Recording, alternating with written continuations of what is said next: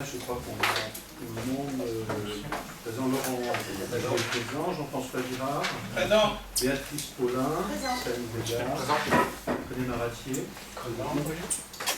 Céline Favreau, on récupérera le pouvoir pour nous les passer avant. Michel Verrecken, présent. Pierre Martin, Jean-Pierre Boguet, présent. Daniel Desclés, Présent. Et François Beuillet. Et Daniel accepte d'être le secrétaire de séance, on en remercie. On rajoutera le pouvoir de Cyril. Merci. Alors, je propose, Laurent, que tu nous fasses le compte rendu sommaire de la réunion du 19 août 2019, où nous avons accepté la proposition de modifier l'ordre du jour et de surseoir aux délibérations suivantes. D'abord, sur la délégation de service public pour le pavillon des Dunes, la Commission a souhaité poser de nouvelles questions aux candidats avant de présenter le dossier de jour. Et le transfert de l'actif de l'AFU Masse A des Amourettes, car il manquait dans l'arrêté préfectoral les conditions du transfert du passif de l'association. Il manque toujours. Il manque toujours. Nous avons aussi validé le protocole d'accord entre la région Pays de la Loire, le département de la Vendée, la communauté de communes sud Vendée littorale, la commune de la Faute-sur-Mer et la commune de l'Aiguillon-sur-Mer relative au pont sur le Lay. Le Conseil insiste pour que le pont soit remis en état avant son déclassement, et aussi sur les engagements financiers de la région et du département à hauteur de 2 400 000 € pour le petit pont. Nous avons autorisé des décisions modificatives numéro 1 au budget du port et numéro 1 au budget du Golfe. Nous avons admis en non-valeur des produits irrécouvrables sur les années 2015 à 2017 pour une somme globale de 668,80 € au budget principal. Nous avons aussi voté des tarifs pour une nouvelle offre de randonnée de 3 heures au centre nautique municipal. Et puis, nous avons accepté d'acquérir au tarif de 600 € un fauteuil Handiquattro pour faciliter l'accès aux PMR, aux personnes à mobilité réduite, sur la plage. Nous avons décidé de faire un don de 500 € à Olivier Villa en contrepartie de sa prestation musicale du 6 juillet 2019. Nous avons émis un avis favorable à la convention de partenariat financier pour l'opération gravure de vélo sur le littoral vendéen, et pour qu'une subvention de 200 € soit versée à l'association des maires et présidents des communautés de Vendée. Nous avons décidé d'adhérer au groupement de commandes dont le coordinateur est le CIDEF pour l'acheminement et la fourniture d'électricité pour une durée illimitée, et nous avons créé un poste d'adjoint technique principal suite à un avancement de grade 2019, et nous avons mis les tableaux des effectifs à jour suite à ça. Nous avons modifié la durée de service en emploi à temps non complet de 17 h à 26 h à compter du 1er septembre 2019. Nous avons voté aussi l'indemnité horaire pour le travail du dimanche et des jours fériés et l'indemnité horaire pour le travail normal de nuit. Nous avons émis un avis défavorable à la vente de logements sur la commune par Vendée Logement, puisque les différents diagnostics ont démontré des carences en logement locatif sur le territoire de la communauté de communes sud Vendée Littoral. Et puis nous avons entendu diverses informations relatives à la plainte d'un riverain concernant une nuisance sonore engendrée par un container à verre installé boulevard de la Forêt et utilisé à des heures très tardives. Nous avons aussi entendu le besoin de corriger l'implantation des pieux sur les travaux du port, et puis on a traité un sujet sur la sécurisation du vieux bâtiment situé au centre du parc en attendant sa réfection et sa modification. Et on a parlé aussi de la modification de la fréquence de nettoyage des WC provisoires. Merci Laurent. Oui, Michel. Sur le transfert du pont, on avait été un peu plus exigeant que ça, il semble, au Conseil. C'est qu'on avait demandé le rapport d'un bureau de contrôle pour diagnostiquer la structure du pont.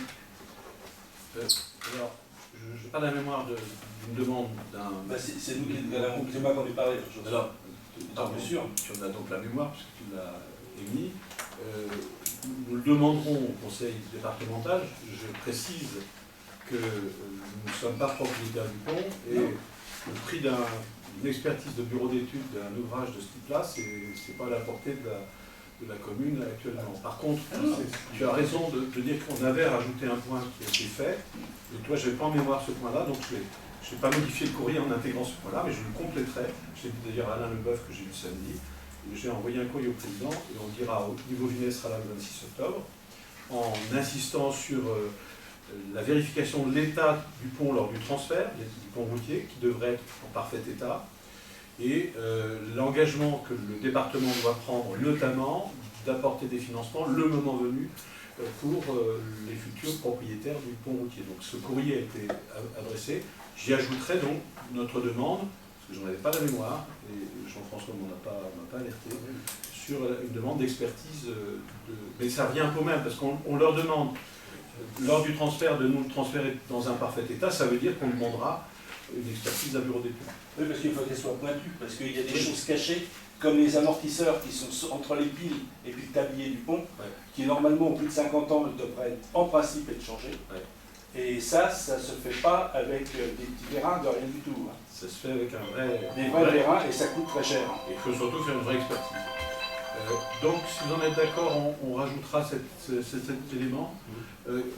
Si tu veux bien, Michel, d'ailleurs, on rajoutera dans la suite du précédent courrier, puisqu'on leur demande de faire en sorte... Non, parce que ça, c'est important. Ok, Michel, René. Alors, sur le fond, je vous rejoins complètement, donc, Michel. C'était sur la forme. Serait judicieux qu'on reçoive le courrier que tu as notifié au Conseil général, considérant que lors des précédents débats de la précédente réunion du Conseil municipal, on avait quand même émis certaines propositions, certaines modifications, donc il serait judicieux que ça soit clairement identifié dans un premier temps. Et puis qu'on soit rendu destinataire, parce que voilà, j'ai l'extrait du compte-rendu des délibérations de la séance du Conseil communautaire Sud-Vendée littoral, pour lequel la collectivité a pris les engagements dans le cadre de la démolition du pont. La forme de délibération qui a été prise en conseil communautaire. Quelle collectivité a-t-elle quel engagement? Mais, quand tu lis les extraits des comptes rendus des délibérations de la séance du conseil communautaire Sud-Vendée littoral, les départements ont diligenté des études qui ont conclu que la structure rétrovétuste est endommagée pour être réparée. Cette passerelle a donc vocation à être détruite.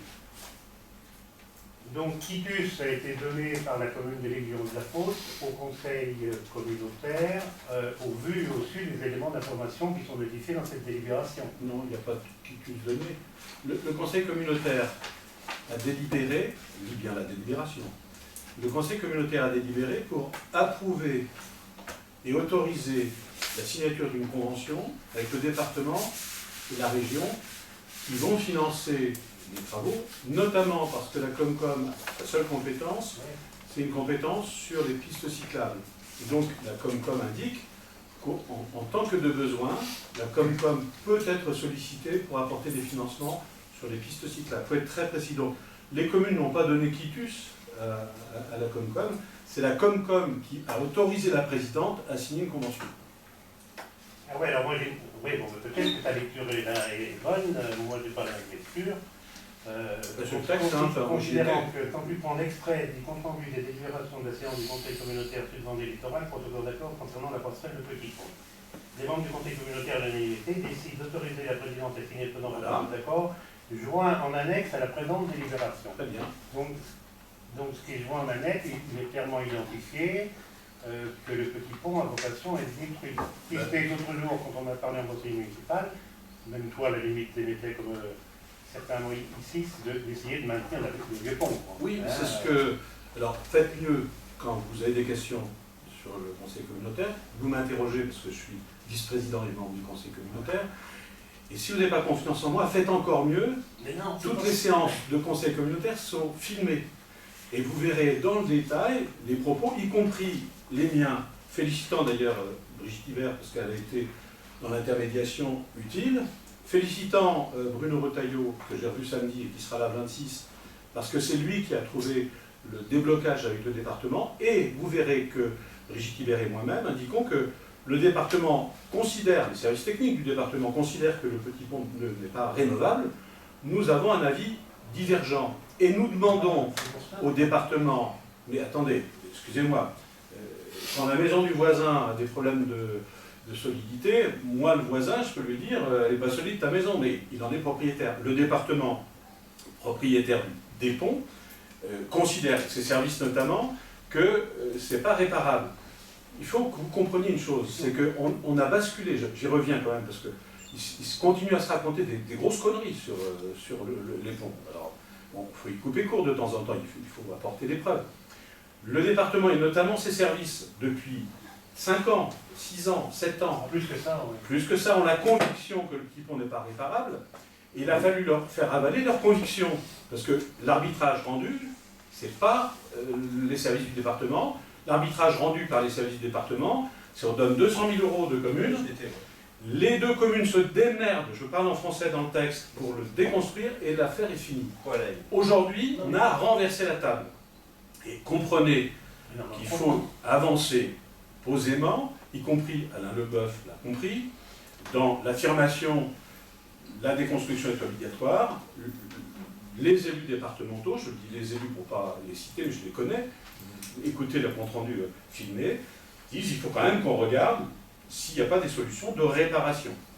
C'est tellement vrai qu'une entreprise a même été approchée, une entreprise spécialisée dans la rénovation. Voilà, mais une fois que je vous dis ça, moi, le département, sous la responsabilité du président Yves Auvinet, qui avait arbitré cette solution, que interrogé, là encore, mon ami Maurice Milsan dans une réunion en juillet 2017, était définitif. Donc, si vous voulez, ce mouvement qui conduit à imaginer que d'autres solutions que la déconstruction brute et simple sont possibles, sont en train d'évoluer. Donc, on s'y accordera. En ce qui concerne la première demande, il n'y a aucun problème. Le courrier, mais là encore, vous n'attendez pas à une séance de conseil pour le demander, n'hésitez pas à le faire. Copie du courrier sera donc remis, et si vous en êtes d'accord, copie du courrier avec l'ajout que je préciserai après la demande de Michel. Non, mais je comprends ta notification que tu viens de nous faire, si ce n'est qu'on sur le fond, on a la même philosophie. Bon, cette délibération, moi, elle a été adressée il y a 5-6 jours, quoi. Voilà, donc on a la même philosophie, si ce n'est que nous, nos propos sont tenus comme réducteurs, parce qu'aucun petit mot, par exemple, dans la minute est notifié, les interventions, qui vont dans ton sens, d'ailleurs. Hein, donc, je ne vois pas où on fait abstraction ou quoi que ce soit, on essaye d'avoir la même philosophie pour maintenir ce... Voilà. En rien, je me permets simplement, parce que les choses... Parce qu'il y a derrière des manipulations qu'on connaît, toi et moi, et moi je vis avec sans souci. Je me permets chaque fois qu'il faut être précis de corriger. Excuse-moi tout à l'heure, quand tu dis le conseil communautaire a donné, ou les communes ont donné quitus au conseil communautaire, je me permets de corriger. Parce que c'est... Non, je me permets de corriger parce que vous imaginez des communes qui donnent quitus à une instance communautaire. On n'a pas délibéré, ici on n'a pas délibéré pour donner un quitus, voilà, c'est pour ça, oui. En aucun cas. Ouais. La Comcom n'a pas compétence pour valider un quitus, elle n'a pas délibéré pour accepter un quitus, donc je me permets de corriger des mots pour être précis. Justement pour éviter qu'il y ait des ambiguïtés dans le discours, j'en ai lu et entendu qui m'horripilent, donc je préfère être précis. Voilà. Et tu as raison, il y a eu une abstention, je crois que M. Boguet n'a pas voté, et il continue à se véhiculer des idioties, mais on est d'accord sur le fond et on défend d'une certaine manière la même cause qui a été difficile et sur lequel, j'insiste, c'est aussi fragile que les ouvrages, les équilibres et les accords. Donc pour le moment, je n'ai pas le retour moi, de la Convention, j'attends avec impatience le retour de la Convention signée par la région, signée par le département, le 26 octobre d'ailleurs, c'est une question que je poserai à nos élus, que j'ai rencontré à nouveau samedi, je vous disais, parce qu'à partir de ce moment-là, on rentrera dans la vraie machine. À partir de la signature des conventions, moi je serai légitime à dire au président du conseil départemental, tu es maître d'ouvrage Yves, nous on pense qu'il y a d'autres solutions, on va au bout de la démarche, et on n'est pas les seuls à le penser. Et la région de même, puisque l'argent compte. Et puis je vous rappelle à chaque fois qu'on a plafonné notre engagement de 2,4 millions. Donc je ne veux pas qu'on nous sorte un projet à 3 millions, parce que vous savez comment se financera le gap entre 2,4 millions et 3 millions. Donc nous partageons le même esprit, je souhaite être précis pour qu'il n'y ait pas que personne s'engouffre dans des failles qui sont inutilement exploitées. Ok. Merci. Donc après ces explications, je vous propose d'approuver le compte rendu. Il est approuvé sans vote contraire, sans abstention. Merci. L'essentiel du conseil municipal d'aujourd'hui relève du choix de délégataire pour la délégation de service public du Casino des Dunes, parce que le casino dans une station balnéaire qui a la chance d'avoir un casino depuis longtemps, est un élément essentiel de sa promotion touristique, un élément essentiel de son activité économique. Le casino, c'est le plus gros employeur de la commune. Et puis, les retombées financières et fiscales ne sont absolument pas neutres, vous le savez. Donc, il est important qu'on s'y attache. C'est pour ça que nous avons été là encore précis. Je remercie les membres de la commission qui, à 3 reprises de mémoire, ont travaillé sur ce sujet. Vous me permettrez d'être assez précis là aussi, parce qu'il faut que les choses le soient, puisqu'on s'engage, là vous allez le voir, pour une longue durée. Je vous rappelle que la commune de La Faute, on fait l'application des articles du Code général des collectivités, notamment de la loi Sapin, mais la commune historiquement a confié l'exploitation du casino à la SAS Toraja pour une délégation de service public de 18 ans, du 1er mars 2002 jusqu'au 29 février 2020. Donc vous voyez, on s'engage sur des temps longs. Donc par une délibération du 18 mai, le conseil municipal a approuvé le principe de renouvellement d'exploitation du casino dans le cadre d'une concession de service public, la loi Sapin. L'appel d'offres, donc nous avions délibéré, y compris en donnant le cadre général de cette délégation de service public. L'appel d'offres, l'appel à candidature a été publié le 14 juin et l'ouverture des listes est réalisée à partir du 2 août par la commission de délégation de service public, que je remercie encore. Une candidature et une offre de la SAS Toraja a été transmise dans les délais validés par la commission de service public. Alors, après, une fois qu'on a une proposition, conformément aux règles du Code général, nous avons engagé une négociation conformément aux articles 14, 11, 5 du Code général. Elle s'est déroulée en 2 phases dans un premier temps. Phase 1, un courrier en date du 5 juillet 2019. Je reviendrai dans le détail sur les courriers et les réponses, invitant le candidat à répondre avant le 14 août, avec une entrevue préalable le 12 août. Dans une deuxième phase, la commission s'est réunie le 16 août, fort de l'entretien des questions et des réponses, analyse des réponses et a souhaité poser de nouvelles questions par un courrier du 19 août transmis par la plateforme des marchés, invitant la société candidate à répondre avant le 30 août, avant un entretien préalable. Entretien préalable qui a lieu le 23 août. Vous voyez, cet été, on ne s'est pas ennuyé. Donc, je vais vous faire part du choix de la commission et donc de la proposition que je soumets au Conseil. La durée du contrat a été fixée à 15 ans. Alors je reviens sur quelques éléments du rappel des enjeux. Donc notre durée de contrat a été fixée à 15 ans. C'était pas acquis, puisque la précédente était plus longue, à partir donc du 1er mars 2020. Et elle est toujours sous réserve de l'obtention de jeux par le futur concessionnaire à cette date. Vous savez qu'il y a toujours une démarche double, délégation de service public, elle est même triple. Il y a une location, une délégation de service public et une autorisation de jeu. L'analyse des offres consistait pour nous à travailler sur la qualité de service aux usagers pour 40%, qualité des propositions financières pour 25%, qualité de cohérence du programme pour 25%, garantie et moyens mis en œuvre pour 10%. Ces critères de pourcentage servent surtout quand il y a plusieurs candidatures, ce n'était pas le cas. La société a transmis toutes les pièces demandées par le règlement de la consultation, donc je ne vous les détaille pas. Je rappelle, et c'était un enjeu, vous le verrez, un enjeu de la discussion, qu'on a fixé un prélèvement communal au seuil fixé par le cahier des charges et on n'y a pas dérogé, 15% du produit brut des jeux, PBJ, j'y reviendrai, correspondant d'ailleurs au pourcentage maximum prévu par le Code général des collectivités territoriales. Des investissements ont été proposés pour un montant d'1 440 000, dont 450 000 pour la remise en état et l'embellissement du bâtiment. Et enfin, une part de 2% du produit brut des jeux est allouée à l'activité d'animation. J'y reviendrai parce que ça a été des questions qu'on a eues à traiter ensemble. Le candidat a présenté son compte d'exploitation prévisionnel. Je le précise parce que là, il y a des enjeux. On est sur entre 2020 et 2035.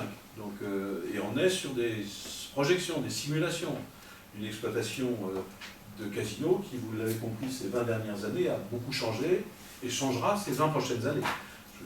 Je marque notamment 3 faits marquants pour le casino de La Faute. Xintia, qui a cassé la dynamique d'exploitation du casino, comme Xintia a cassé plein d'autres dynamiques économiques et commerciales.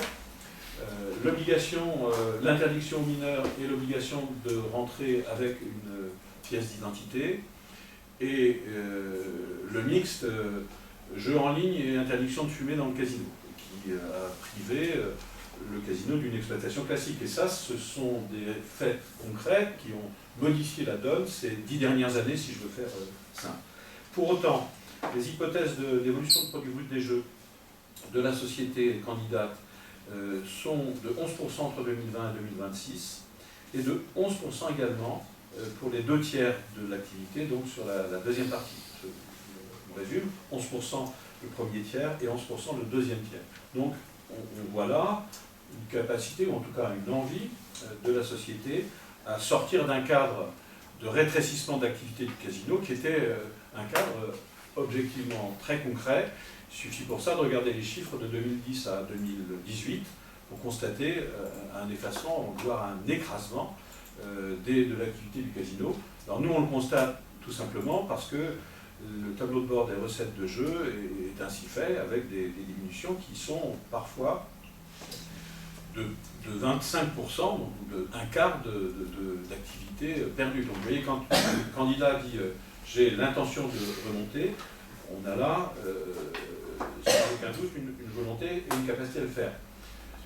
La seule indication que je donne, alors, elle ne vaut que pour les quelques mois de l'année 2019, sur les 2, 4, 6, 8 mois de l'année que j'ai ici, jusque donc à la fin août, il y a un seul mois qui est légèrement dégradé par rapport à 2018, la totalité des autres mois est en très nette progression. Donc c'est ce que je voulais vérifier, c'est vérifier qu'on a en face à nous un candidat qui a une volonté, une capacité à sortir d'une phase de récession, voire de dépris. La proposition, je le redis parce que là encore il faut se le dire, les règles de fonctionnement de casino, c'est 3 activités. L'activité du jeu et du hasard, naturellement, la plus forte, 50 machines à sous en ce qui nous concerne, une table de jeu traditionnelle, 4 postes avec roulette anglaise électronique et blackjack électronique. L'activité bar et restauration, qui, vous le savez, depuis 2015, a été confiée en gestion à une société extérieure en charge d'hôtel-restaurant, avec un projet de subdélégation que nous avons analysé dans le contrat, et des activités d'animation qui sont assez peu connues, qui étaient très objectivement mal mises en scène, mal contrôlées. Je dis, j'en prends ma part, j'en renvoie la part à l'équipe précédente. Elle est constituée d'un élément contractuel qui, en ce qui nous concerne, a visé à atteindre 2% du produit brut des jeux. Et vous le verrez, notre demande a porté sur 2 tiers d'animation extérieure et 1 tiers d'animation intérieure. Je précise tout de suite, j'y reviendrai, ça veut dire qu'on demande aux candidats de réserver 2% des produits bruts des jeux à des animations extérieures pour lesquelles il nous fera une proposition, c'est pas nous qui la mettrons en œuvre, hein. Il nous fera une proposition que nous validerons. Quand je dis nous, c'est le nous de cette instance délibérative. Et pour 1 tiers, il s'agira d'une proposition qu'il nous fera pour des animations intérieures, notamment la partie restauration ou la partie jeu. Vous verrez que cette question a été débattue. Et que l'instance, conseil municipal, le maire, validera ou ne validera pas. Et il aura la main. De la même manière, une série de travaux ont eu lieu sur les projets de travaux réalisés, le chiffrage associé. Donc le candidat s'est engagé pour un plan de travaux de 1 440 000, avec notamment des mises en conformité de sécurité et d'accessibilité, 400 000 pour la restauration et l'amortissement de la façade, 100 000 pour les investissements divers, bâtiments matériels, salles de jeux, resto, 70 000 pour le réaménagement de la salle des jeux, 820 000 pour les jeux, notamment tout ce qui a trait aux machines à sous et à l'informatique, aux évolutions de l'informatique dans les pratiques de jeu. Un débat a eu lieu, je reviendrai également en regardant les questions-réponses, sur la question de la maîtrise d'ouvrage. Dans la mesure où le besoin s'avérera nécessaire, nous avons convenu, et on en a discuté en commission, que la commune pourra prendre la maîtrise d'ouvrage des opérations avec le soutien financier du casino. C'est-à-dire que la commune pourrait être maître d'ouvrage pour des travaux que le casino financerait dans ce bâtiment qui, je vous rappelle, est une propriété communale. Enfin, les biens de retour reviennent gratuitement à la collectivité à l'expiration de la durée normale du contrat. Alors, pour être peut-être plus précis, et je vais essayer de le faire aussi vite que possible, je vais prendre peut-être, les amis de la commission, Laurent, Jean-François, Michel, m'arrêter ou compléter, en notant les questions qu'on a posées, les débats qu'on a eus avec le candidat, et l'arbitrage qui a été rendu. La commune ne souhaitait pas faire modification de l'article 13. Il s'agit là d'une période réglementaire. Le candidat souhaitait qu'on ait une période réglementaire de novembre à octobre. Nous avons souhaité en rester à l'année civile, parce que l'activité municipale est régie notamment par ses budgets, par l'année civile. Donc nous n'avons pas validé la demande du candidat. On a une longue discussion sur le taux de 15%. Je rappelle que le précédent taux n'était pas de 15%. Il était plus faible, et notamment dans la première phase des premiers résultats, il était progressif. Le fait de passer à 15%, représente pour la société candidate, à l'identique de l'exercice précédent, une hausse de 16 910 € de sa contribution. C'est-à-dire que si on avait utilisé la même règle pour 2018, si on avait utilisé 15%, il y avait une diminution. La société candidate aurait payé 16 910 € de plus.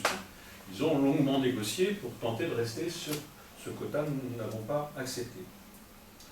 Nous avons accepté par contre de modifier un article sur les manquements générant des pénalités soumises donc à mise en demeure préalable. Donc on a validé le fait que s'il y avait des pénalités, il fallait qu'il y ait un contradictoire, que la commune seule ne pouvait pas décider de coller des pénalités pour un manquement aux obligations contractuelles. Également, il y a eu une discussion sur l'état des lieux contradictoires, et notamment au regard d'une qualité, d'une obligation de maintenir en parfait état un bâtiment, mais qui n'est pas un bâtiment neuf. Donc les mots résultaient notamment d'une ancienne convention, donc on s'est bien ajusté avec eux pour bien parler d'un état de lieu contradictoire et de rendre un parfait état valant pour un état conforme à l'état du bâtiment. On a vérifié que, parce que dans les questions-réponses, le risque c'est que le candidat répond à des parties du cahier des charges, mais reste silencieux sur le reste du cahier des charges. Donc on s'est assuré par écrit que l'ensemble des articles du contrat de concession que nous avions soumis, sur lequel nous avions délibéré, étaient validés par le candidat. Ça a été le cas. Les 2% ont fait débat, donc je vous rappelle, parce que, pour le dire très franchement, on a senti dans l'équipe candidate une volonté de rester libre, comme elle l'était, il faut le dire objectivement, de la répartition des 2%. 2% d'animation. Non, pardon, les 2% d'animation, 2% du produit brut des jeux. Là, on a dit non, vous avez bien compris, ce n'est pas la commune qui fait la proposition d'allocation, mais la commune validera ou invalidera la proposition du candidat. Et c'est bien 2%. Un tiers pour l'interne, 2 tiers pour des animations externes. Donc les élus auront la main pour dire cette proposition que vous nous faites n'est pas conforme à nos objectifs d'animation, celle-là est conforme. Je peux ? Oui. Simplement pour être un petit peu plus dans le détail, un casino a obligation en France, évidemment de participer financièrement sur ses gains à la vie de la commune, mais aussi à créer se doit de créer des animations pour le compte de la commune. Et quand on a regardé tous ensemble quels étaient justement, à quoi correspondaient ces 2% pour le compte de la commune, on s'est rendu compte qu'en fait les 2% d'animation, c'était des animations qui intéressaient que le casino, c'était des animations internes au jeu, et donc il n'avait aucun sens d'animation pour la commune. C'est en ça qu'on a redemandé à ce qu'il y ait au moins 2 tiers, c'est ça, 66% de ce montant soit alloué à la commune et pas pour les jeux. Faire un super bingo dans le casino, ça n'intéresse pas forcément les gens de la commune. Hors salaire des personnes. Hors salaire, alors on va le voir, Michel, à la mémoire. Nous avons également clarifié les questions d'application du code de la commande publique, parce qu'il y avait des imprécisions qu'il fallait corriger. Nous avons débattu un long moment avec l'équipe et on s'en expliquait en commission sur les questions de TVA. Le loyer n'était pas assujetti à TVA, il ne le sera pas dans la prochaine convention, ce qui explique en partie la question de la maîtrise d'ouvrage, vous l'avez compris. Nous pouvons prendre la maîtrise d'ouvrage même si nous ne sommes pas financeurs, parce que nous avons la capacité, nous, de récupérer la TVA, certes avec du N+2, mais c'est quand même plus intéressant parfois. Parfois, on se l'est dit également, les membres de la commission, et j'ai un exemple, il est plus intéressant que l'opérateur, le candidat, prenne la main pour la maîtrise d'ouvrage des travaux parce qu'il ira plus vite et parce que parfois les marchés publics sont ainsi faits, la commande publique est ainsi faite, on est moins efficace en commande publique et parfois, alors c'est le cas des éléments de sécurité que j'ai visés, je préfère que sur les éléments de sécurité, ce soit l'opérateur, le futur opérateur qui prenne la main sans récupération de TVA, mais il ira plus vite et il aura des prix plus efficients que nous. Puis j'oublie pas que le principal exploitant, c'est lui, et le principal responsable des questions de sécurité, c'est lui. Donc je préfère qu'il soit complètement sécurisé. Il y a eu un débat sur une somme indiquée sur le plan de financement, il y avait une petite erreur de 50 000 € qui se promenait, donc on l'a corrigé. Nous avons parlé de l'entretien de bâtiment, je vous en ai dit un mot.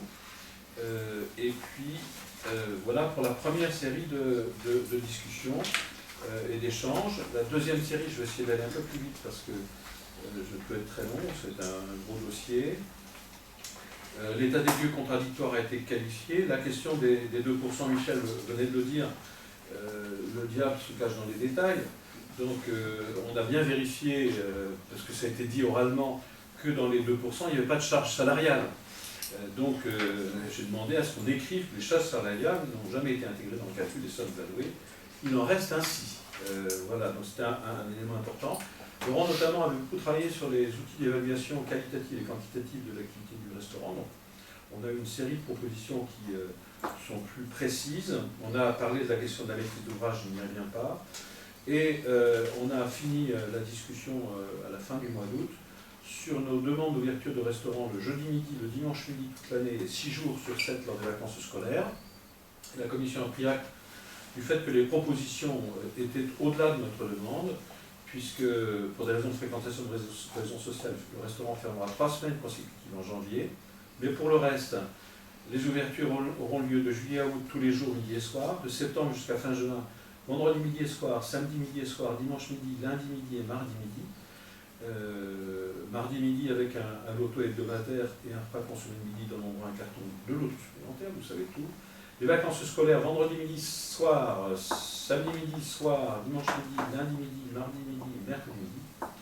Restaurant ouvert, jour férié et réveillon. Donc, dans ce cadre, donc, le candidat va plus loin que vos propres demandes. Donc, à ce stade, si vous voulez, la commission a vérifié que le candidat, dans son offre, répondait à nos questions. On a vérifié avec les services et Jean-François que l'offre, parce qu'on est sur quelque chose de rare, qui est forcément regardé de près, et c'est normal, qui en faisant ce bagage 15 ans, que l'ensemble des pièces étaient conformes. Et je vous propose donc, en vertu du Code général des collectivités, notamment ces articles 14, 11, 1 à 9 et L 21, 21, au regard également du Code de sécurité intérieure et de ses articles 321 notamment, l'ordonnance relative au contrat de concession qui date de janvier 2016, le décret du 1er février relatif au contrat de concession, l'arrêté modifié relatif au règlement des jeux dans les casinos. Je vise également la dénomination de station classée de tourisme attribuée à la commune de La Faute par décret du 11 juillet 2019, pris par le ministère de l'économie et des finances et le ministère de la Défense, en charge du tourisme. Je vise également le traité de concession pour l'occupation des locaux. Je vous ai dit, il y avait 3 blocs, il y a aussi un traité de concession pour l'occupation des locaux du casino qui date de 2001. La délibération de notre conseil le 18 mai qui a approuvé le principe de la délégation et le cahier des charges. Au regard de la synthèse des analyses des offres et au regard du projet de contrat, je vous propose d'approuver le choix de la SAS Toraja comme délégataire de la DSP du Casino des Dunes pour une durée de 15 ans, d'approuver le contrat de délégation de service public et de ses annexes tels que annexés au présent, de m'autoriser à signer les contrats et ses annexes, et de m'autoriser à prendre toutes les mesures nécessaires d'exécution de cette délibération. Je précise qu'elle devait être prise dans un cadre de calendrier qui permet, qui se finit dans les prochains jours, et qui est naturellement soumise à l'autorisation de jeu qui est demandée en parallèle par l'opérateur SAS Toraja. Voilà, chers collègues, le dossier important, je dis important pour ce conseil, mais important pour l'activité touristique, l'activité économique et l'activité communale. Et moi je suis soulagé d'aboutir à cette proposition. Je le dis parce qu'on en a parlé en commission du service public, il y avait aussi le risque d'avoir d'autres opérateurs, c'est-à-dire perturber le jeu. Alors c'est plutôt bien d'en avoir plusieurs.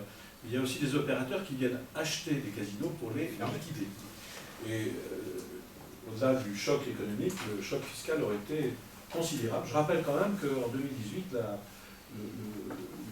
le parafiscal communal, c'est 210 000 € pour la Faune-sur-Mer. 20 points de pression fiscale. Voilà. Des questions complémentaires? Les membres de la commission?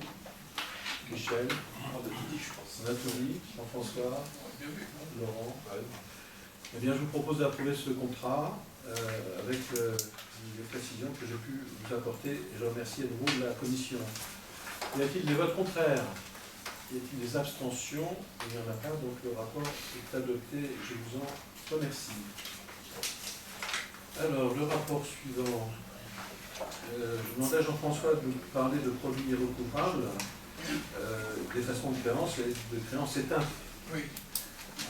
Deux dossiers de produits irrécouvrables joints dans cette délibération.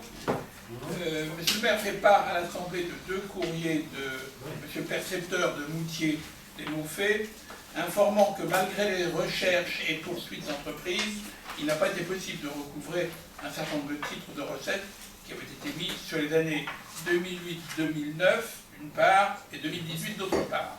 Alors, pour rentrer dans les précisions, sans être dans les détails, il s'agit de Madame Garrido Alice, dont la commission de surendettement de la Vendée a validé en date du 13 juin 2019 le rétablissement personnel sans liquidation judiciaire. Cette décision entraîne l'effacement des dettes non professionnelles du redevable, antérieures à la date du 28 mai 2019, et qui s'avère pour la commune, qui s'élève pour la commune, à 930,53 €, correspondant aux redevances ordures ménagères et mobilos en 2008-2009. Le maire propose donc à l'Assemblée d'entériner le principe de l'effacement de cette dette. C'est le premier élément de cette délibération. Le second concerne la société Au bord de ma Vendée, qui a un siège social à l'Aiguillon-sur-Mer, mais dont l'activité était la location de maisons et d'appartements de vacances et de la gestion immobilière.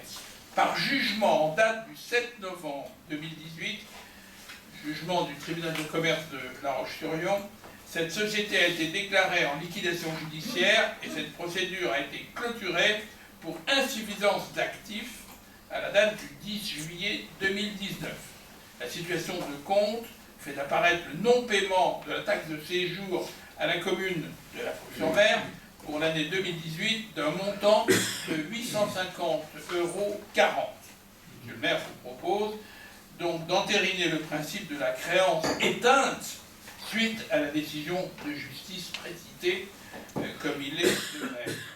Au total, vous devez vous prononcer sur,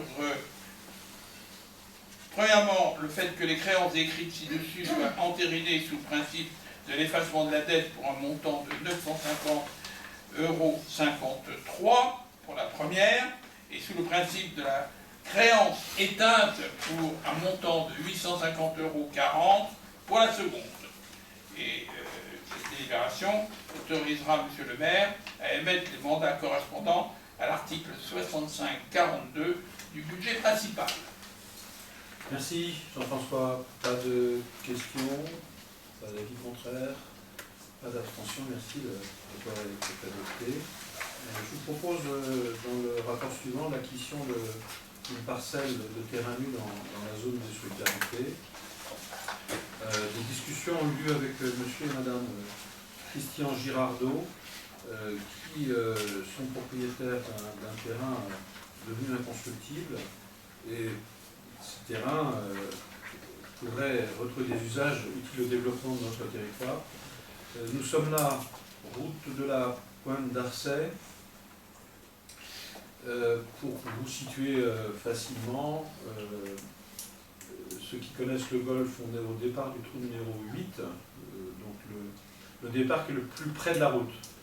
Après, vous avez une enclave, un terrain, dit terrain Palrad, même s'il ne lui appartient pas, et vous avez juste derrière le trou numéro 7. Donc c'est avant, donc vous vous situez avant, et vous avez notamment une piste cyclable qui longe, et qui passe d'ailleurs rejoindre l'antenne 5G qui est en cours de fabrication, de construction. Et là, il y a un terrain qui longe à la fois la piste cyclable, mais également qui longe les plans d'eau et qui donne sur la route de la Pointe d'Arcet, un terrain de 2315 m², donc une parcelle importante, que la négociation nous permet d'acheter au prix d'achat fixé à 1,50 €. Vous savez que c'est la valeur du prix des domaines, j'en suis pas fier, mais c'est une réalité. Ce prix correspond à un terrain dans une situation de risque de submersion est inconstructible. On est en zone RN rouge, interdit à tout lieu de vie, y compris le camping caravanier. Je précise que les caravanes qu'on voit par ailleurs ont reçu des courriers les informant que le plan de prévention des risques du préfet leur interdisait le camping caravanier, comme dans d'autres secteurs de la commune. Ces sieurs, monsieur et madame Girardot, ont accepté notre offre, qui concerne donc cette parcelle cadastrée section AF18, donc 2315 m² pour 3472,50 €, prêt de notaire à notre charge. Et je vous propose donc l'acquisition de cette parcelle qui, un jour, probablement, aura du sens dans la continuité de l'aménagement du golfe, notamment de la possibilité possiblement de compléter un des plans d'eau. Vous avez peut-être vu, vous l'avez vu à la couleur si vous n'êtes pas golfeur, et vous avez vu que le terrain, contrairement d'ailleurs à beaucoup de golf en France, avait notamment ces fairways gardé un peu de verdeur cet été, notamment à partir du mois d'août. Juillet a été difficile, et on le doit notamment à la qualité de nos plans d'eau qui sont sur la nappe phréatique. Donc je vous propose l'acquisition de ces parcelles et je vous demande de m'autoriser à engager les démarches auprès du notaire à signer tout document rapportant cette acquisition.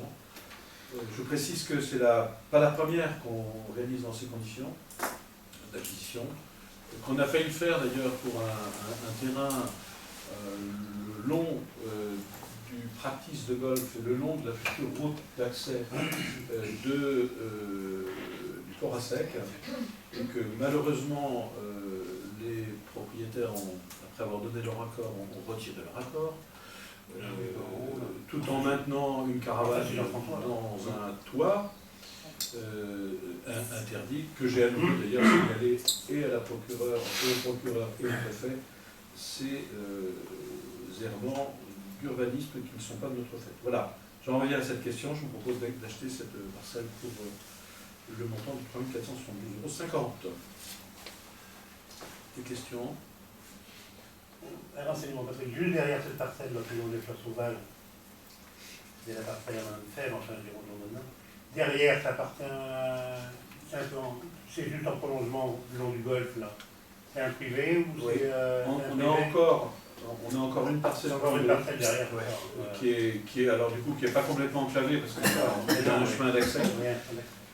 Bon, vous vous en souvenez, le golf a été construit avec des contraintes de terrain non vendus, pour lequel on s'est approprié là le Sidou, marchant le long des Houes. Je parle là d'un terrain qu'on connaît bien et du coup d'un signal. D'un signal et d'un accompagnement des golfeurs qui ramènent des carottes à l'âne, ça fait maintenant partie de notre paysage. Il y a d'autres situations un peu plus compliquées, avec des parcelles qui sont semi-enclavées, qui m'ont conduit à quelques explications sérieuses avec les propriétaires et avec les gendarmes. Mais ça fait partie de la vie, y compris, on entretient des parcelles privées, mais dont malheureusement l'avenir n'est pas de notre fait et nous n'avons pas la possibilité de faire d'autres offres, ni la capacité financière, ni la capacité juridique. Il n'y a pas d'abstention, il n'y a pas de vote contraire, donc le rapport est adopté. Lors de la séance, je parlais de 2 aires de service pour déplacement actif, c'est un nom un peu technique pour parler de toilettes, mais ça fait mieux pour des financements de l'État, puisqu'on est sur des financements de la DETR 2019. Nous avions délibéré le 19 janvier de cette année pour approuver la création de 2 aires de service pour les déplacements actifs. Et nous avions déposé notre demande de subvention. Les aires de service permettant aux différents types de publics, tourisme à vélo, déplacement intercommunal, sortie familiale, de trouver sur notre territoire des équipements facilitateurs, sanitaires automatiques, appui vélo, adaptés, point d'eau pour gourde, etc.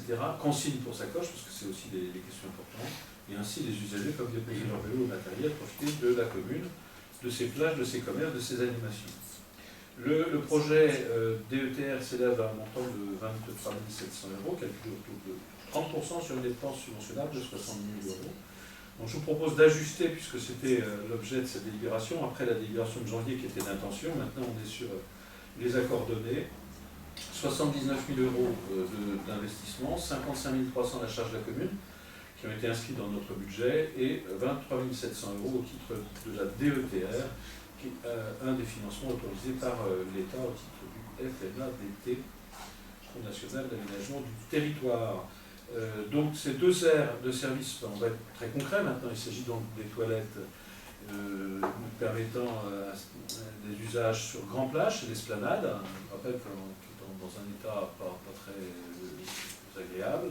Et c'est le bloc du parking du Chardon, qui au droit des parkings bus, pour ceux qui repèrent, donc qui feront l'objet de ces rénovations.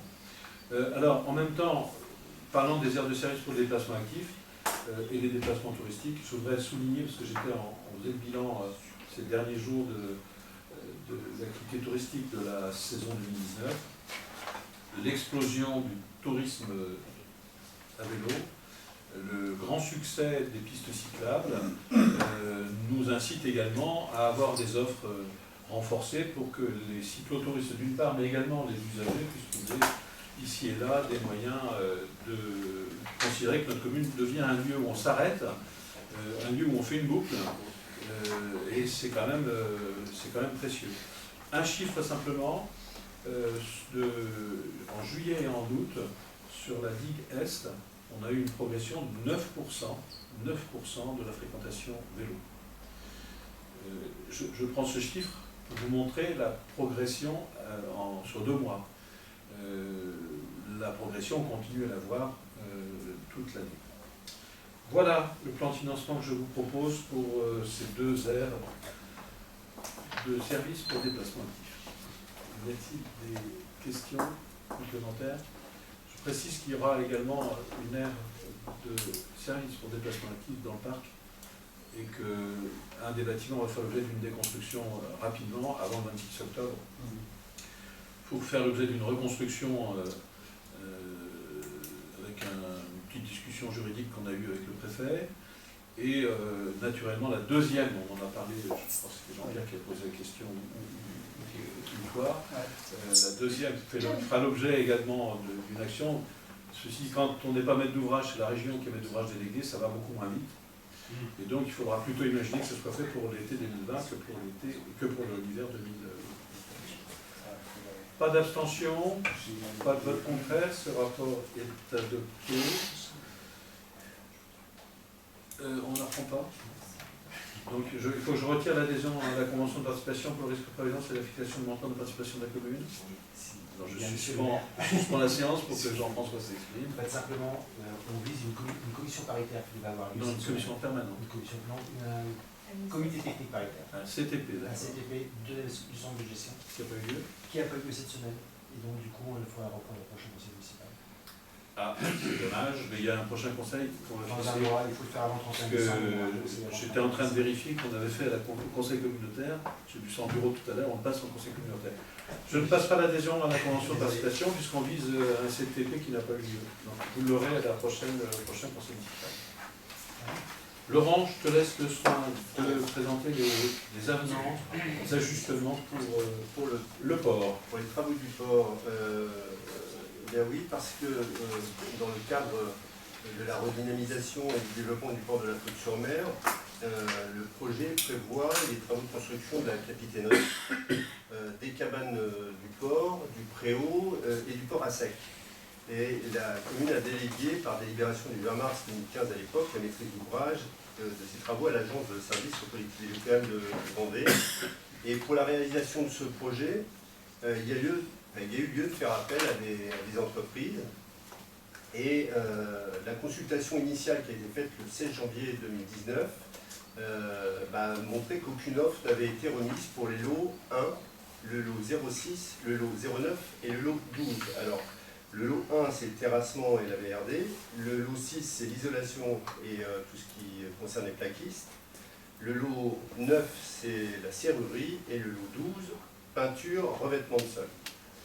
Et par délibération du 8 mars 2019, il a été décidé que les lots 1, 6, 9 et 12, dont je viens de vous parler, soient relancés selon la procédure de marché public, négociée cette fois-ci sans publicité ni mise en concurrence préalable, conformément à l'article 30-1, deuxième alinéa du décret 2016-360 de mars 2016, relatif au marché public. Alors, ça s'est fait évidemment, il y a une procédure, conformément aux dispositions relatives au marché public.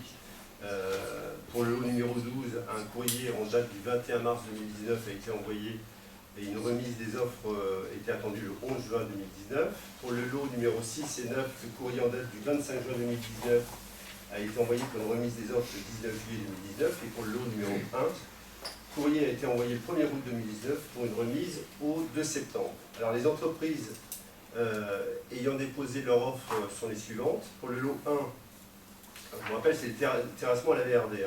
C'est l'entreprise Vendée Terrassement pour un montant de 11 109,26 €.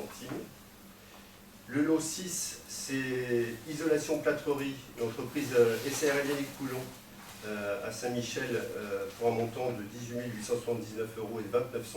Le lot Serrurerie, c'est le lot 9, toujours pour Yannick Coulon à Saint-Michel-en-Lerme pour un montant de 22 449,38 €. Et puis le 12. Le lot 12, peinture, revêtement de sol, c'est l'entreprise Véco, le moulin de Courillon, à Nallier, pour un montant de 5 190,10 €. Alors, on vous demande, suite à cette année, on a validé ces offres, mais on vous demande d'attribuer justement les marchés aux entreprises suivantes. Pour le lot numéro 1, terrassement VRD, l'entreprise Vendée Terrassement pour 11 209 €. Pour le lot 6, l'entreprise Coulon, alors pour le lot 6 et le lot 9, l'entreprise Coulon, respectivement pour un montant de 18 879,29 € et 22 449 €, 22 449 et 38 centimes. Et puis le lot 12, peinture revêtement de sol pour la société Véco à Nallier. Et donner aussi à M. le maire tout pouvoir pour effectuer tous les actes et prendre toute décision dans la mise en œuvre de la procédure de passation pour le choix des différentes entreprises. Le Laurent, pardon, je n'ai pas tout noté, c'est serrurerie et puis. Alors, le lot 1, c'est terrassement VRD. Non, je l'ai. Non, le lot 9, c'est serrurerie. Le lot 12, c'est peinture revêtement de sol. Il n'y a que serrurerie dans le lot 9. Oui. Bon, Oui. Et Et le 9, c'est. C'est le 6. Non mais Coulon, il a le lot 6 également. Oui, c'est ça. Coulon, il a le 6 et le 9. Le 6 C'est et ça, ouais, d'accord. Et pour le lot 12, c'est la peinture revêtement de sol. Voilà. Merci. Vous votez. Simulation, si tout va bien, pour des travaux réalisés pour l'été 2020. Ah oui, oui. Michel. On reste dans les estimations. Alors, on va y arriver. On y arrive après. On sort un peu de l'épure, mais on va re-rentrer dans l'épure. Voilà. Alors attends, vote d'abord celui-là. Il faut qu'on reste ça d'abord. Oui, Ça va. oui, parce que On a eu des galères pour trouver des Et entreprises. si on a les prix, là, Vous avez les prix. Et c'est pour ça que Michel pose la question, est-ce que ça rentre dans les clous? Il a raison.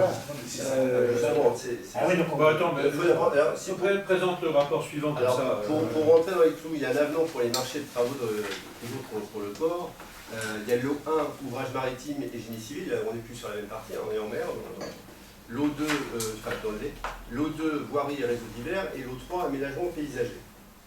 Alors, par délibération toujours du 20 mars 2015, la commune avait délégué la maîtrise d'ouvrage. Et par délibération du 8 février 2019, la commune a attribué les marchés à l'entreprise Cléné-Barlardi pour le lot 1, je vous rappelle, ouvrage maritime, pour un montant de 3 292 323,19 €. L'entreprise Cléné-Barlardi a aussi le lot 2 pour un montant de 393 948,62 €. Et puis l'entreprise ID Verdet pour le lot 3 pour un montant de 142 796,29 €. Et puis pour faire suite aux demandes du maître d'ouvrage et aux aléas du chantier, il est nécessaire de passer un avenant ayant pour objet la réalisation des travaux en plus ou en moins-value, c'est là où on y vient, pour chacun des lots. Et c'est là où voilà, on va faire le compte. Pour le lot numéro 1, le montant de l'avenant numéro 1 s'élève à moins 23 885,80 €. Pour être plus clair, on gagne 23 885 € sur ce lot-là. Et ça fait une baisse de 0,73%, puisque le montant passe de 3 292 323 à 3 269 000. Donc là, on a une moins-value qui est à notre bénéfice de 23 885,80 €. Pour le lot numéro 2, qui je vous rappelle est le lot de voirie et réseaux divers. Là, c'est l'inverse. Le montant de l'avenant s'élève, l'augmentation s'élève à 39 951,83 € hors taxe. Le montant du nouveau marché passe de 393 000 à 433 000, soit une évolution de 10,14 du montant initial du marché. Et vous vous souvenez que tout à l'heure, on avait moins 25 €. Et puis pour le lot, le montant de l'avenant, qui est le lot numéro 3, l'aménagement paysager, là on a une moins-value de 30 000 €, enfin 29 303,41 € hors taxe. c'est un bon ratio. Ouais.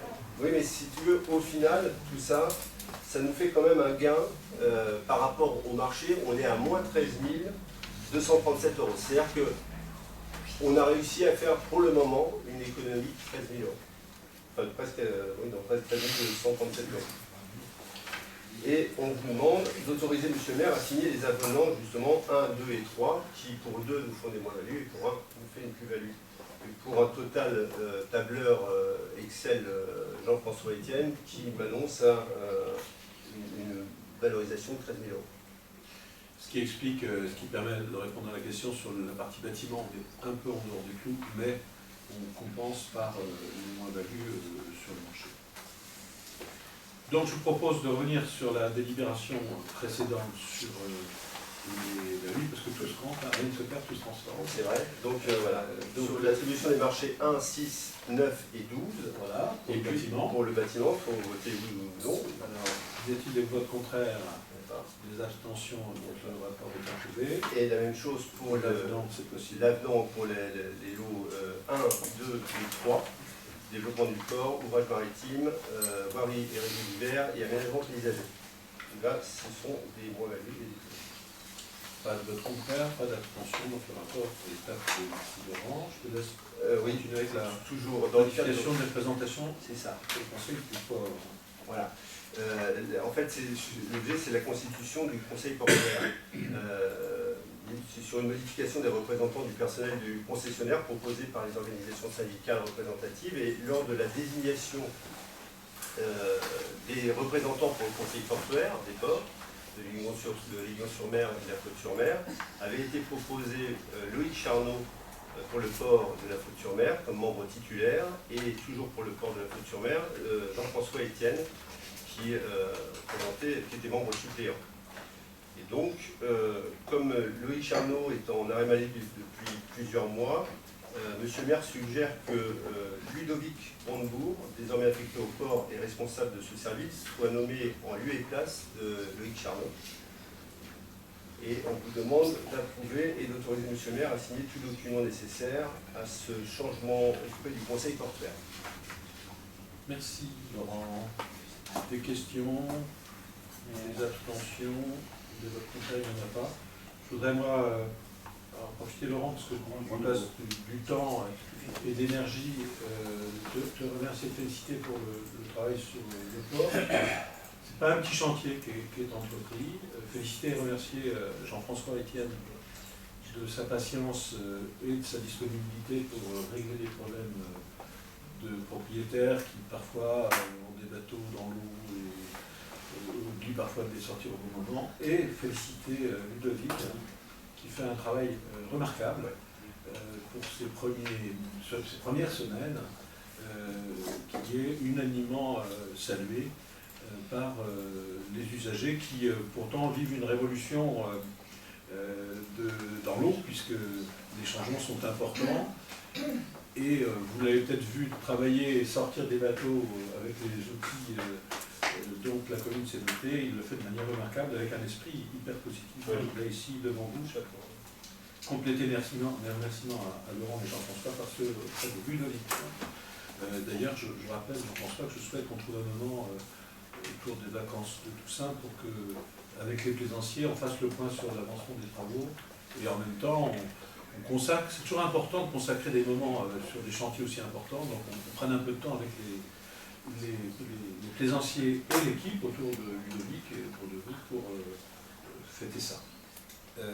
Très modestement quand même. C'est donc approuvé, je vous en remercie. Le rapport suivant est un rapport symboliquement important mais financièrement dérisoire. Il s'agit de l'approbation du rapport de la Commission locale d'évaluation des charges, la fameuse CLECT, dont vous entendez parler tous les 2 ou 3 conseils municipaux, parce qu'après la mise en œuvre de la grande Comcom, il a fallu faire une série d'ajustements.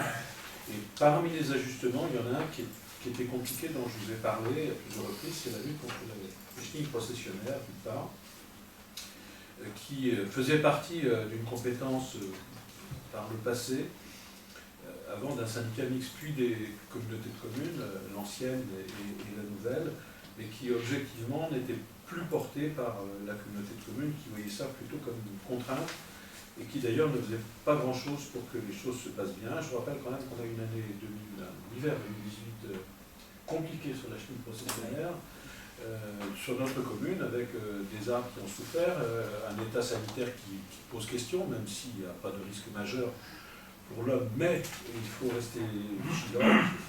Donc tout ça a conduit, au regard y compris des discussions vives que moi j'ai pu avoir avec la communauté de communes, ça a conduit la communauté de communes à demander le retrait de la compétence chenille processionnaire du pin, sachant que cette compétence n'était exercée que pour 2 communes et que je n'ai pas eu la solidarité du maire de la Tranche-sur-Mer, et je le regrette, parce que lui, il se faisait fort, et ça l'arrangeait, de récupérer une compétence, parce qu'il allait lui-même la renégocier conventionnellement avec les parcs.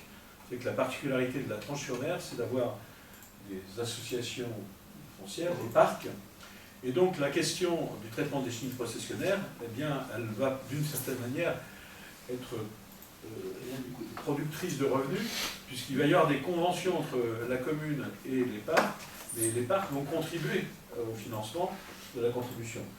Et j'ai regretté un peu qu'il n'y ait pas de solidarité territoriale, parce que nous avons les mêmes problèmes de chenilles, sauf que nous sommes dans une situation où, notamment, les zones déconstruites sont aujourd'hui sans propriétaire, et donc la question de la compétence du traitement de la chenille processionnaire était aiguë. Bon, pour autant, je me suis bagarré.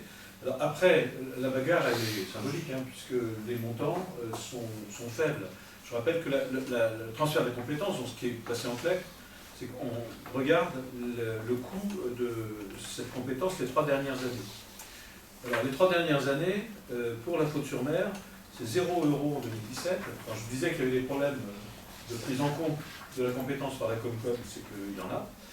1 700 € en 2016, 963 en 2015, et la Comcom a eu l'amitié de me dire on va regarder les 3 années où on a dépensé, donc 971 en 2014. Donc, vous voyez, ça fait une moyenne autour de 1200 €, moyenne des 3 dernières années. Alors, là où les choses ont été positives pour nous, c'est que j'avais, avec le concours et la complicité de Jean-François, dit à la Comcom, vous n'allez rien faire en 2017, mais cette année, 2019, vous devez faire absolument quelque chose, parce que l'année 2018 a été une année de crise pour ce qui me concerne, y compris en leur montrant concrètement les choses. Et donc, ils ont validé, avant cette collecte, une prise en charge exceptionnelle de 4 069 € de frais pour faire le traitement en 2019, traitement qui va commencer dans les jours prochains pour les espaces publics. Hein, j'insiste sur cette question. Bon, fort de tout ça, moi j'ai dit, écoutez, un tiers de rien, ça fait pas beaucoup. Donc je suis d'accord pour qu'il y ait un tiers de pas grand-chose, mais y compris en intégrant les 4 000 €, qui sont une valeur record d'une année. Donc ça a quand même conduit la Comcom à valider dans sa collecte, de manière exceptionnelle. Vous voyez qu'il faut prendre beaucoup de temps et de conviction pour des sommes dérisoires. Et au lieu d'avoir 1 100 €, on a 2 200 € de transfert de compétences. Donc nous avons à l'avenir 2 200 € pour traiter la chenille processionnaire sur les espaces publics. Je le précise parce que les propriétaires, j'ai encore vu une dame se plaignant que son voisin ne traitait pas les chenilles, et je lui dis, madame, d'abord vous êtes dans un lotissement privé, puis en plus, moi je ne traite pas chez les particuliers. Donc nous aurons 2 200 € pour traiter à l'avenir, un peu plus cette année, hein, je le dis parce qu'on a besoin de rattraper, mais après 2 200 € pour traiter nos chenilles processionnaires. Et on en parlait avec Jean-François tout à l'heure, on est en train, y compris sur certains grands collectifs, comme les parcs de la Tranche, d'envisager des négociations, parce que l'organisme, comment s'appelle l'organisme ? Le Polantis. Fait des offres qui peuvent être intéressantes, je le dis, y compris au public, pour des particuliers qui ont 3 ou 4 arbres, mais qui devient beaucoup plus compliqué, voire dispendieux, pour des collectifs plus importants, qui ont beaucoup plus d'arbres. Donc on essaye, notamment sur un secteur, une ancienne affût, d'avoir une analyse globale et de proposer des traitements avec une convention globale pour que les traitements se fassent. Moi, ce qui me paraît important, c'est que les traitements se fassent et que les particuliers fassent leur boulot chez eux, soit en traitement, soit en piège. J'insiste, les pièges coûtent beaucoup plus cher, mais ils sont beaucoup plus efficaces. Et donc, plus pérenne. Voilà, chers amis, oui, il ne faut pas en avoir beaucoup, hein, parce que ça coûte la cher. Donc, je me résume, la compétence est transférée à partir de cette année. C'est donc la commune qui doit financer le traitement des espaces publics. Et de ce fait, il y a une modification de l'ACTEC, donc une augmentation de notre contribution, de notre allocation, qui vient en recette de fonctionnement de 2 200 €, une diminution, et ça c'est à vie, hein, et une diminution donc de la compétence pour la Comcom. Je vous propose d'approuver cette difficile négociation. Des abstentions, des votes contraires, il n'y en a pas. Je vous en remercie. Moi j'en ai terminé pour le conseil, je crois qu'il n'y a pas d'autres points. Alors peut-être des informations, parce qu'il y a des informations lourdes, compliquées, et des informations plus souriantes. Une information plus souriante. Nous avons à plusieurs reprises tenté de trouver pour le projet d'installation en agriculture. Alors en agriculture, la faute c'est plutôt pour l'exploitation de terrain dans les zones de solidarité. Nous avons à 3 reprises cherché et plus ou moins trouvé des preneurs pour les zones de maraîchage. Je rappelle qu'il y a une partie de maraîchage qui est réalisée par des propriétaires privés. Nous l'avons fait en relation avec la Chambre d'agriculture, avec rappelle-moi le nom de l'organisme, le SIAP, notamment pour faire émerger des projets de traitement agricole respectant la nature, donc avec des preneurs de l'agriculture bio.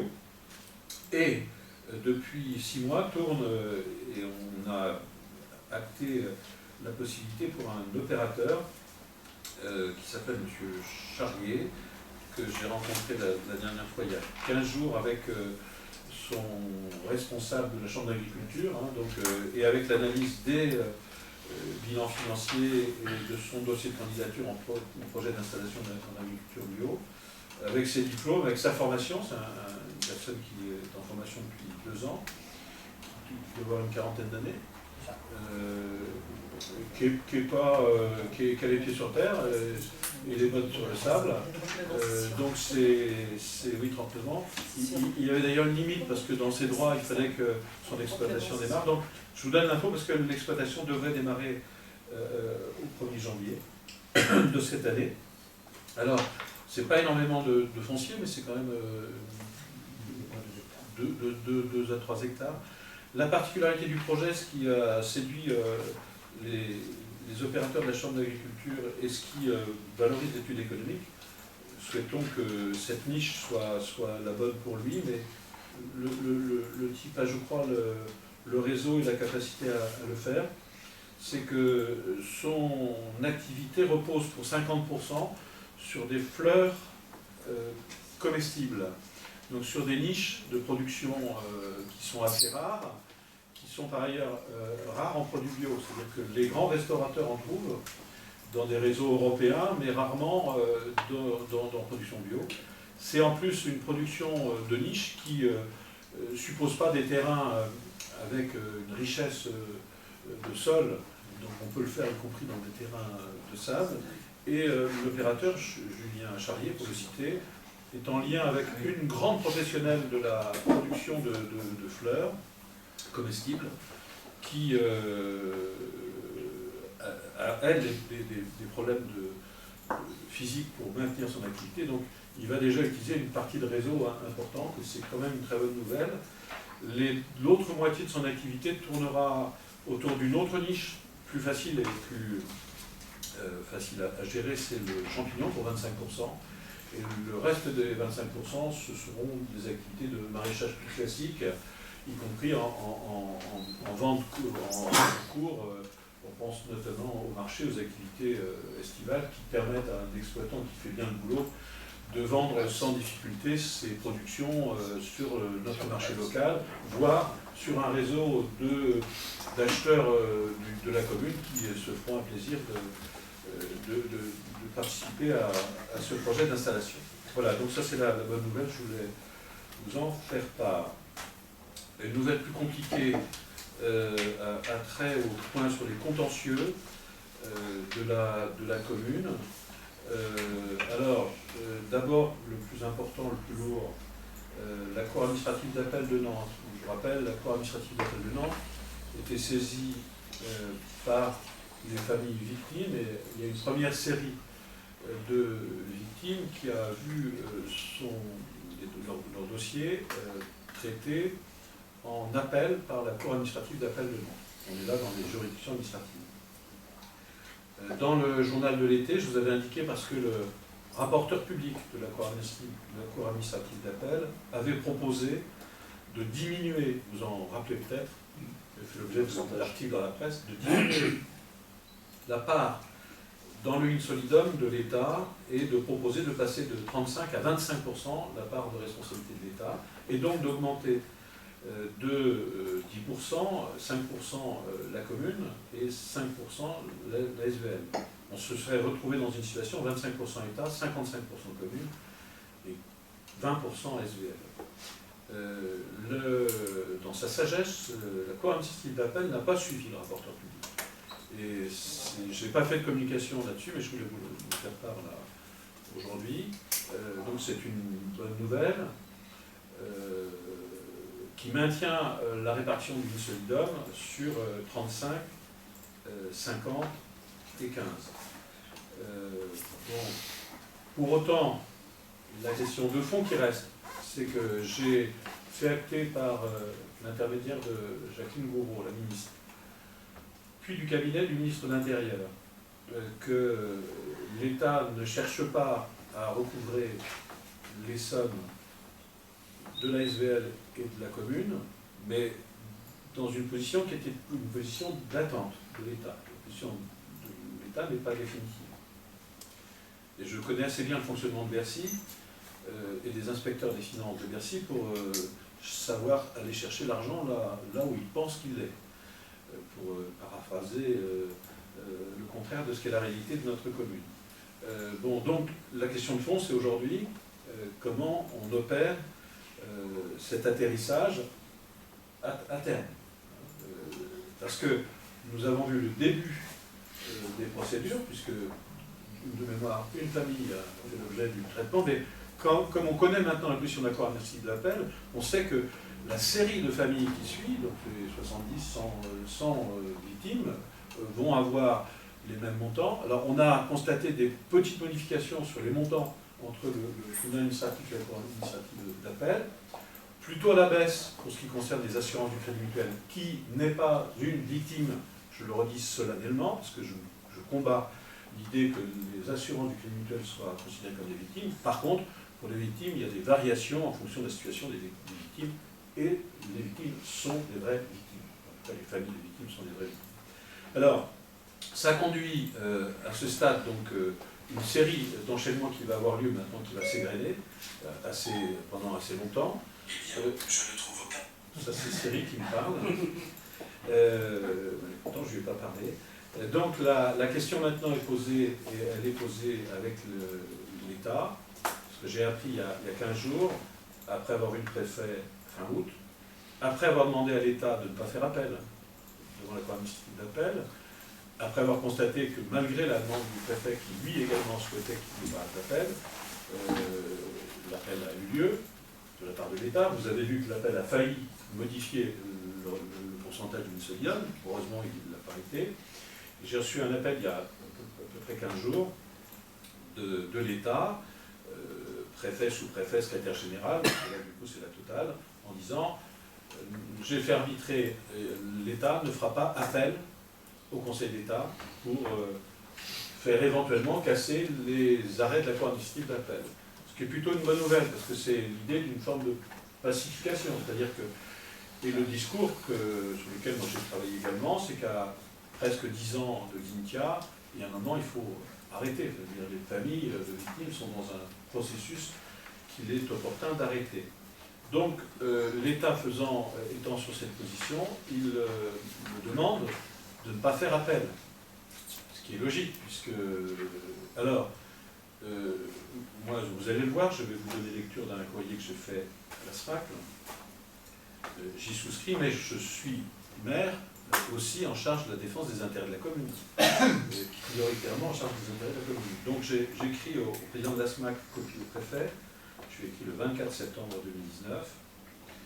Monsieur le Président, je suis informé que l'État a renoncé à exercer un recours devant le Conseil d'État contre l'arrêt rendu par la Cour d'appel de Nantes en date du 19 juillet 2019. Dès lors, la question du maintien du seul recours de la commune de La Faute-sur-Mer à l'encontre des victimes devant cette juridiction se pose. À presque 10 ans du drame de Xynthia et par respect pour les victimes, je ne souhaite pas, comme l'État, prolonger ce contentieux devant le Conseil d'État, sauf probablement contre les assurances du crédit mutuel. Explication que je vous donnais tout à l'heure. J'y reviendrai.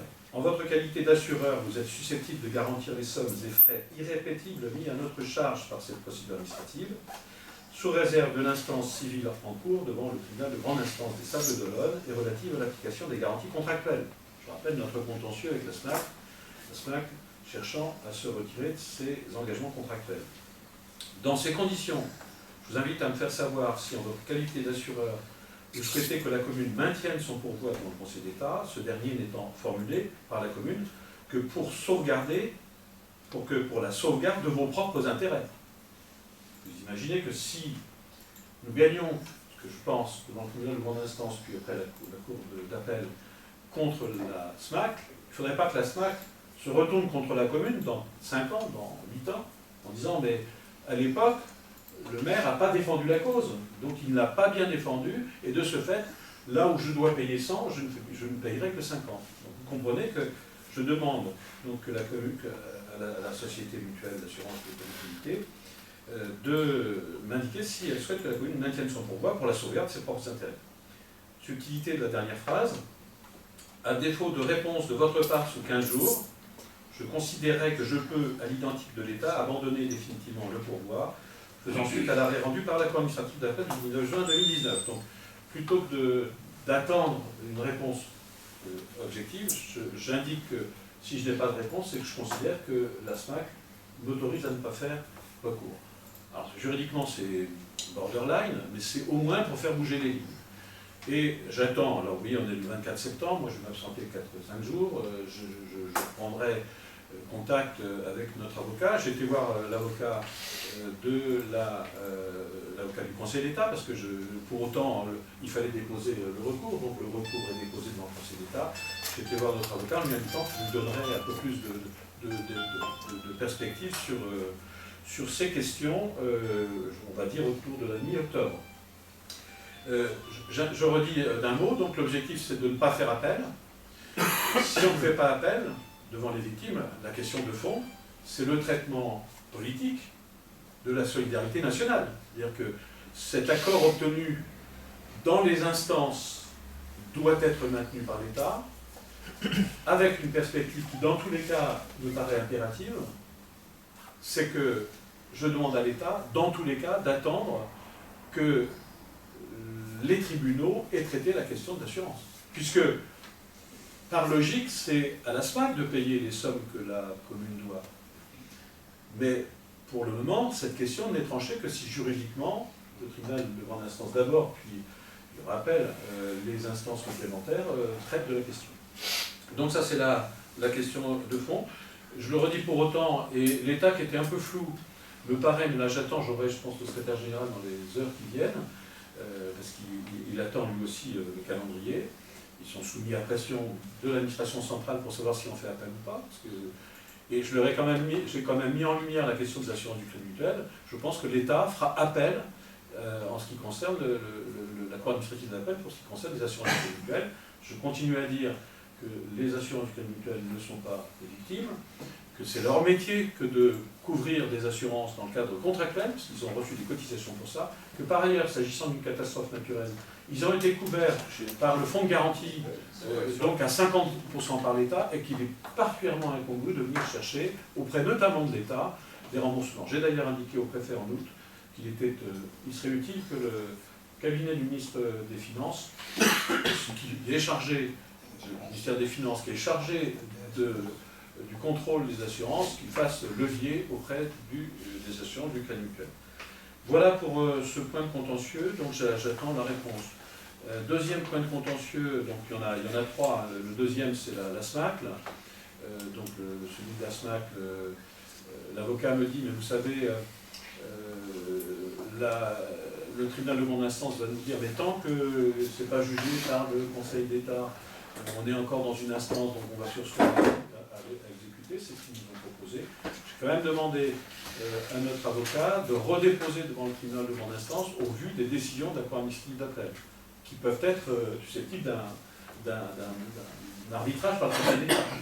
Je ne suis pas certain que le tribunal de grande instance traite la question, mais je souhaite qu'elle soit traitée rapidement. Le troisième dossier, c'est une demande de René Maratier d'exiger de la commune qu'elle paye des frais d'avocat à hauteur de 31 200, frais qu'on a refusés que par une délibération de 2017. Le jugement du tribunal administratif nous demande de redélibérer sous 2 mois. Donc j'ai reçu la notification du jugement, donc je ne vois pas le sujet de fond, parce qu'il y aurait beaucoup à dire, mais dans les 2 mois, nous aurons à nous réunir pour redélibérer à la demande du juge administratif qui nous demande de redélibérer sur cette question dans les 2 mois, notamment, vous verrez, pour motiver différemment notre délibération. Voilà, donc ce qui nous conduira à un conseil municipal, mais on n'en a pas fixé la date, qui devrait lieu probablement fin novembre, et une délibération pour laquelle je demanderai à René Maratier de ne pas participer, puisqu'il est directement en jeu sur cette question. Voilà les 3 points de contentieux sur lesquels je voulais vous faire un retour. Je pense que courant novembre, notamment au Conseil de novembre, je serai un peu plus précis sur Conseil d'État ou pas pour l'appel.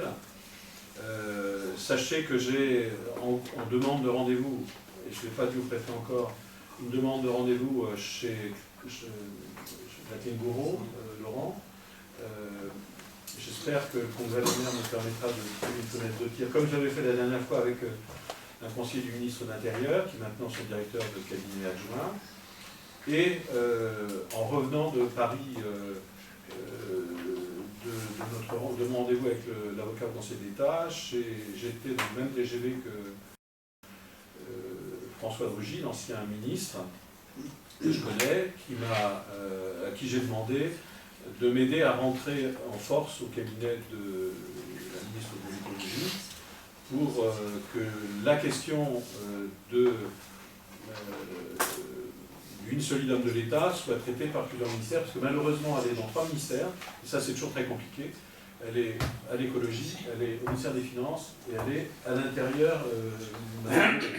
Et l'intérieur me dit c'est plutôt Jacqueline Gouraud qu'elle a la main maintenant, parce qu'elle a un ministère d'État de plein exercice.